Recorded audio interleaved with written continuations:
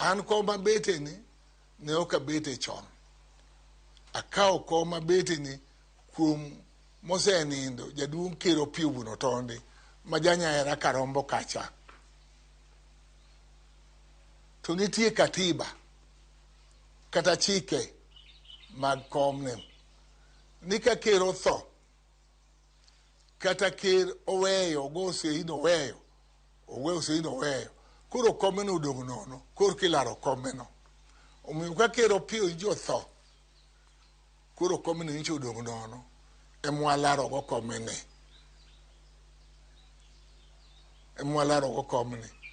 Koro ka ng'ama chielo bo chako tuch ni kendo ker to endo nolaro kom ker mane manotho.